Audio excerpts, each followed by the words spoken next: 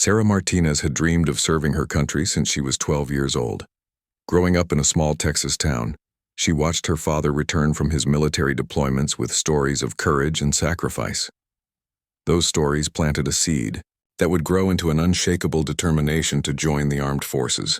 After graduating high school with top honors, Sarah enlisted in the Navy.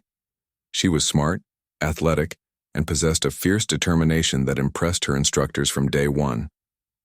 During basic training, while other recruits struggled with the physical demands, Sarah pushed herself beyond every limit. She completed obstacle courses faster than most of her male counterparts and showed exceptional leadership skills during team exercises. Her commanding officers noticed her potential immediately. Sarah's ability to remain calm under pressure, combined with her strategic thinking, made her stand out among hundreds of recruits. She wasn't just following orders, she was anticipating them, solving problems before they became critical issues. The Navy recognized her talents and offered her specialized training opportunities. Sarah accepted every challenge thrown her way. She completed advanced combat training, learned multiple languages, and mastered complex technical skills that would serve her in dangerous situations around the world. After 3 years of exemplary service, Sarah received an opportunity that would change her life forever. She was selected for a highly classified mission that would take her deep into hostile territory. The mission required someone with her specific skill set: intelligence gathering, combat readiness, and the ability to blend into civilian populations without detection. The briefing took place in a secure facility outside Washington.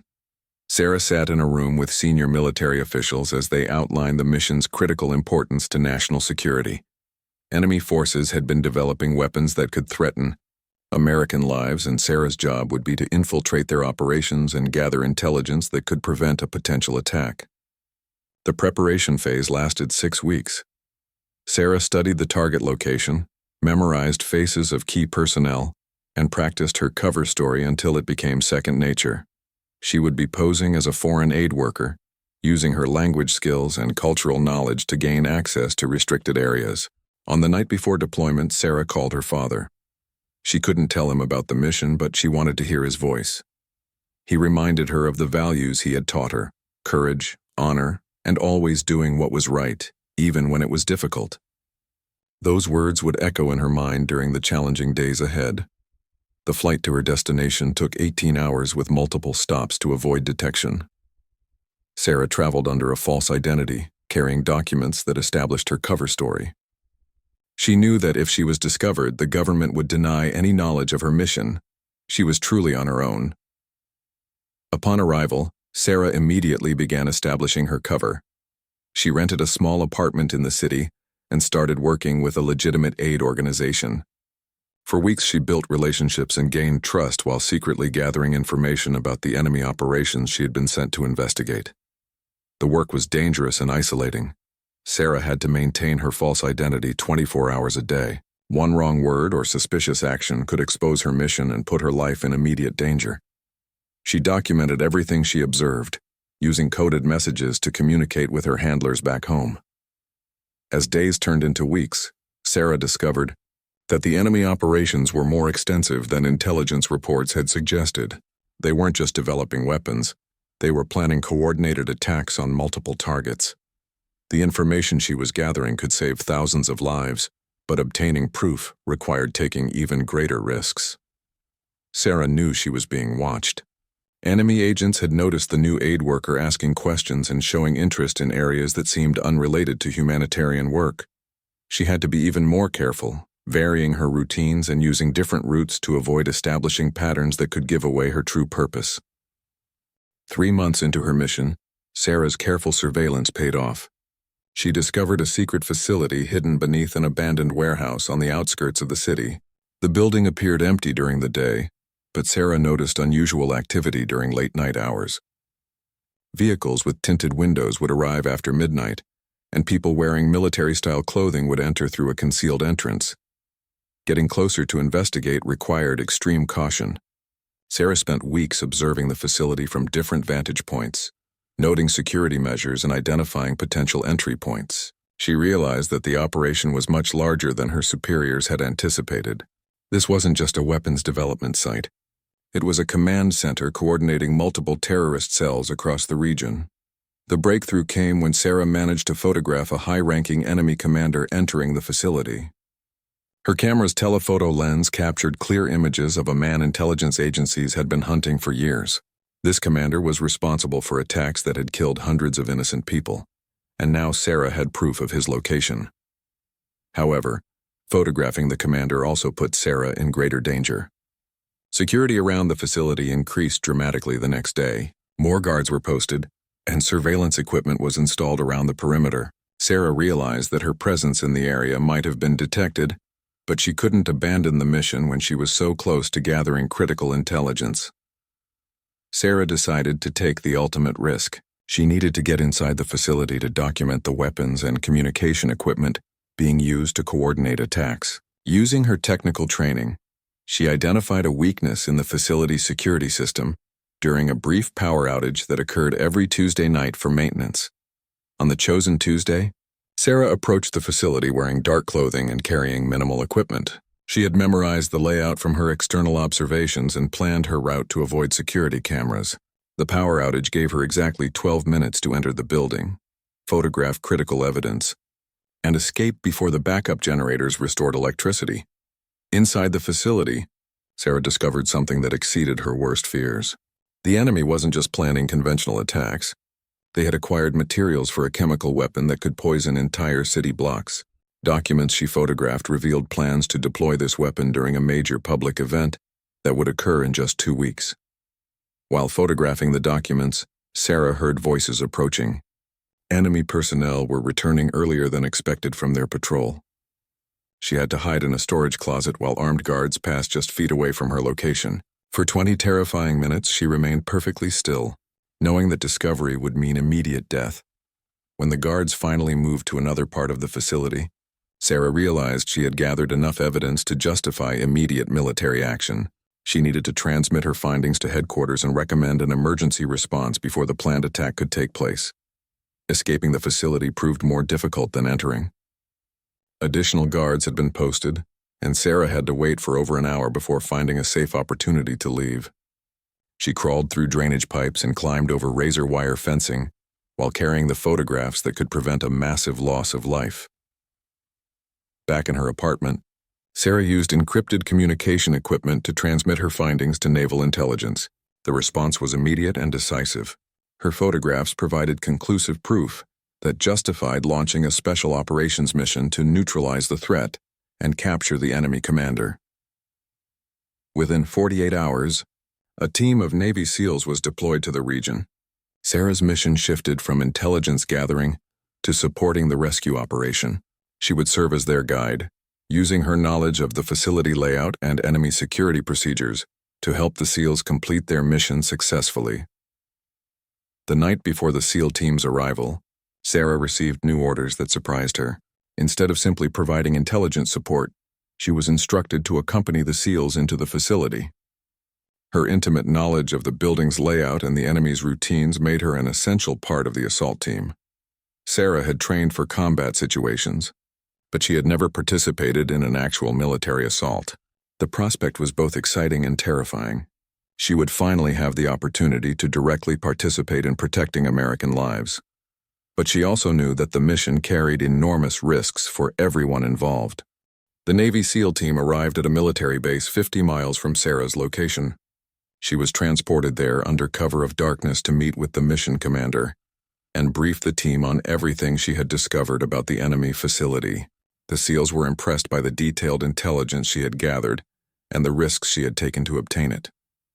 Commander Jake Reynolds led the 12-man SEAL team. He was a veteran of countless special operations missions and had earned respect throughout the military for his tactical expertise and leadership under pressure. When he met Sarah, he immediately recognized her professionalism and dedication to the mission. During the mission briefing, Sarah provided detailed maps of the facility, photographs of security measures, and timelines showing when guards changed shifts. Her information revealed that the enemy commander would be present at the facility the following night for a final planning meeting before launching their chemical weapon attack. The assault plan was complex and dangerous.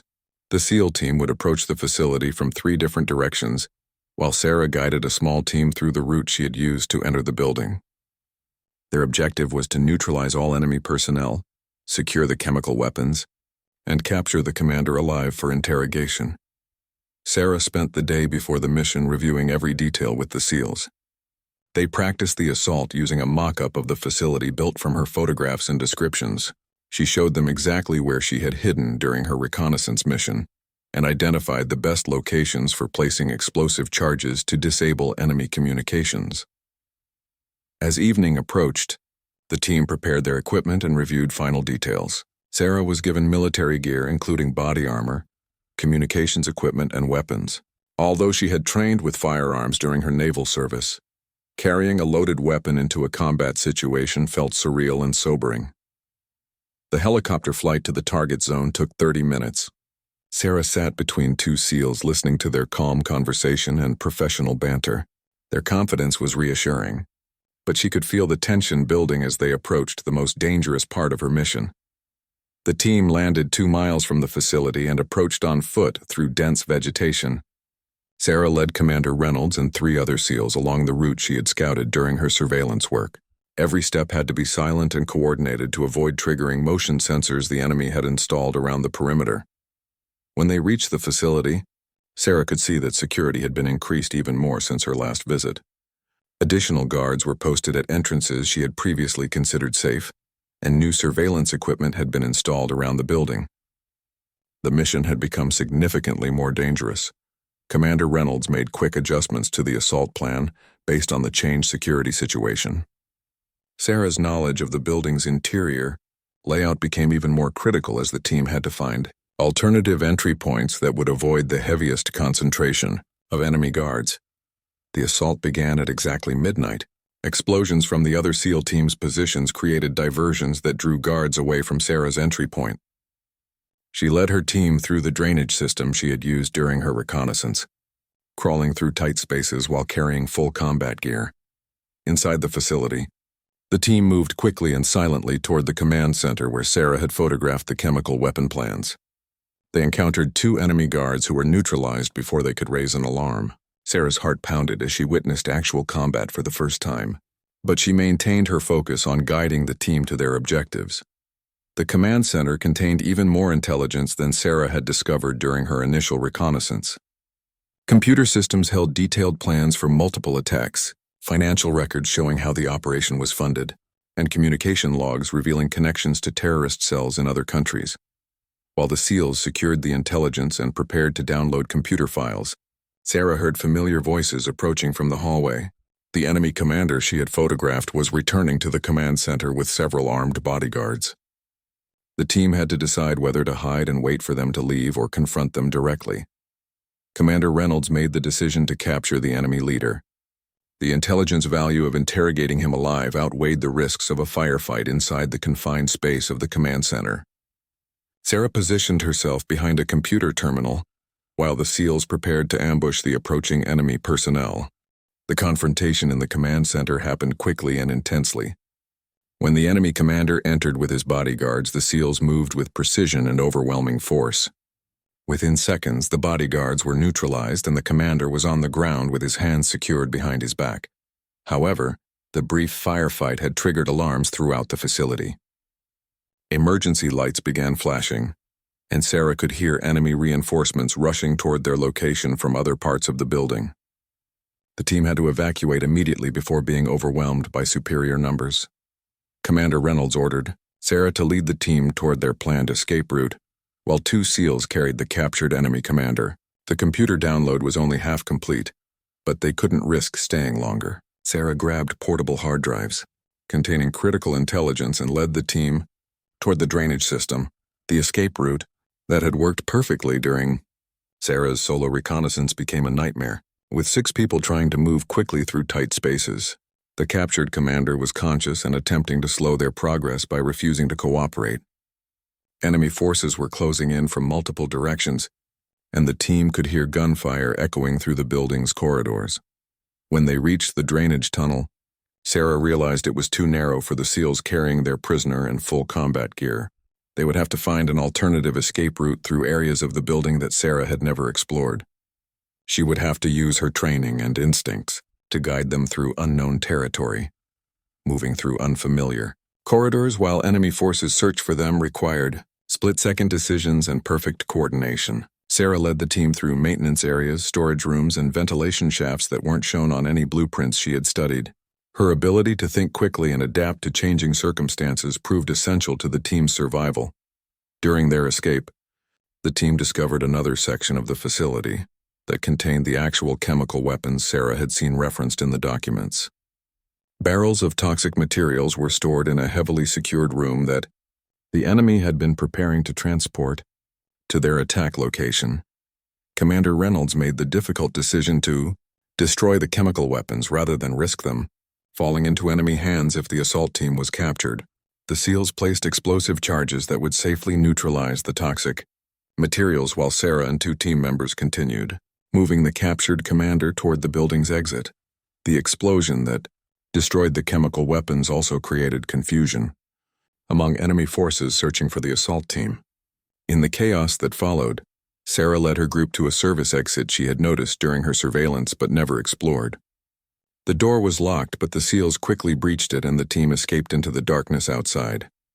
Once clear of the building, the team moved quickly toward their extraction point, where helicopters were waiting to transport them to safety. However, enemy forces had anticipated this possibility and were moving to intercept them before they could reach the landing zone. Sarah found herself in the middle of a running firefight as the SEAL team fought their way across open ground toward the extraction helicopters. She had never experienced anything like the intensity of combat, with bullets striking the ground around her and explosions lighting up the night sky. The enemy commander, realizing his capture meant facing justice for years of terrorist activities, made a desperate attempt to escape during the firefight. He broke free from his restraints and ran toward enemy positions, hoping his own forces would provide covering fire for his escape. Sarah made a split-second decision that would define the rest of her military career. Instead of seeking cover like her training dictated, she pursued the escaping commander across open ground under enemy fire. She tackled him just as he reached a position where enemy forces could have provided him with protection and weapons. Her actions prevented a high-value prisoner from escaping, but they also put her in an extremely exposed position. Enemy snipers had clear shots at her location, and she was too far from the SEAL team to receive immediate support. For several terrifying moments, Sarah found herself alone in hostile territory with a dangerous prisoner. Commander Reynolds saw Sarah's situation and made the decision to risk his own life to provide support.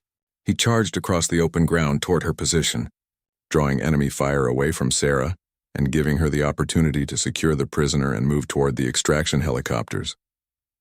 The final sprint to the landing zone tested everyone's endurance and courage. Sarah ran while carrying intelligence materials that could prevent future terrorist attacks, helping to move a prisoner who had information about other planned operations and dodging enemy fire that seemed to come from every direction. The helicopter extraction was successful, but Sarah's ordeal was far from over. During the firefight, she had been wounded by shrapnel from an enemy grenade that exploded near her position. The injury wasn't immediately life-threatening, but she was losing blood and needed medical attention. Commander Reynolds provided first aid during the helicopter flight, while Sarah remained conscious and alert. She insisted on maintaining custody of the intelligence materials she had gathered, knowing their importance to preventing future attacks. Even while wounded, her dedication to the mission impressed the entire SEAL team. At the military hospital, doctors discovered that Sarah's wounds were more serious than initially apparent. The shrapnel had caused internal injuries that required immediate surgery. She spent the next 3 days in intensive care, while military doctors worked to repair the damage and ensure her complete recovery. During her recovery, intelligence analysts were examining the materials Sarah had gathered during her months of undercover work and the SEAL team assault. Her photographs and the captured computer files revealed a terrorist network that was far more extensive than anyone had realized. Plans for attacks in multiple countries were uncovered, leading to international cooperation that prevented numerous casualties. The captured enemy commander, faced with overwhelming evidence of his crimes, began providing information about other terrorist operations. His cooperation led to arrests of terrorist leaders in 6 different countries and the prevention of attacks that could have killed thousands of innocent people. Sarah's superiors were amazed by the scope of intelligence she had gathered during her solo mission. Working alone in hostile territory for months, she had infiltrated and documented a terrorist network that intelligence agencies had been trying to penetrate for years. Her work had single-handedly disrupted operations that threatened national security. However, Sarah's most difficult challenge came after her physical recovery. The psychological impact of her undercover mission and the combat experience began affecting her daily life. She experienced nightmares about the mission and had difficulty adjusting to normal military routines after months of living with constant danger. Military psychologists helped Sarah process her experiences and develop coping strategies for the trauma she had endured. She learned that many special operations personnel face similar challenges after dangerous missions, and that seeking help was a sign of strength rather than weakness. During her psychological recovery, Sarah received visitors who helped her understand the full impact of her mission. Families of people who would have been killed in the prevented terrorist attacks wrote letters thanking her for her sacrifice and courage. Government officials briefed her on how her intelligence had led to arrests and prevented attacks worldwide. 6 months after the mission, Sarah was cleared to return to active duty. However, her experience had changed her perspective on military service and her own capabilities. She had proven to herself and others that she could succeed in the most dangerous and challenging situations. The military could present her. Commanding officers offered her opportunities to continue in special operations work, recognizing her unique skills and proven ability to operate independently in hostile environments. Sarah had to decide whether she wanted to continue taking on missions that carried extreme personal risks or transition to other forms of military service. The decision wasn't easy. Sarah loved serving her country and knew she had abilities that could save lives in future operations. However, she also understood the personal costs of the lifestyle she had chosen. The isolation, danger, and psychological stress of undercover work had taken a toll that she would need to consider carefully. While contemplating her future, Sarah received news that would influence her decision. She was being recommended for one of the military's highest honors in recognition of her courage and the lives she had saved through her actions. The medal ceremony would take place at the Pentagon with senior military officials and government leaders in attendance.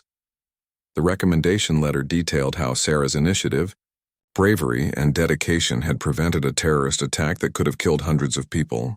It also noted how her intelligence gathering had led to the disruption of an international terrorist network and the capture of several high-ranking enemy leaders. Sarah felt honored by the recognition, but she also felt the weight of responsibility that came with it. She knew that accepting such an honor would make her a symbol of military excellence and courage, setting expectations for her future service that would be difficult to meet. The medal ceremony at the Pentagon was scheduled for a crisp October morning. Sarah wore her dress blues uniform with ribbons representing her years of distinguished service. She had spent weeks preparing for the ceremony, knowing it would be attended by high-ranking military officials and government leaders who wanted to honor her extraordinary service. As she entered the Pentagon's ceremonial hall, Sarah saw hundreds of people gathered to witness the presentation. Among the attendees were fellow service members, government officials, and family members of people whose lives had been saved by her mission. The magnitude of the event was overwhelming, but Sarah maintained her military bearing and professionalism. The ceremony began with remarks from senior military leaders who described the importance of Sarah's mission and its impact on national security. They explained how her months of undercover work had prevented terrorist attacks and led to the capture of dangerous criminals who had evaded justice for years. When Sarah's specific actions were described, including her decision to pursue the escaping enemy commander under hostile fire, the audience listened in respectful silence.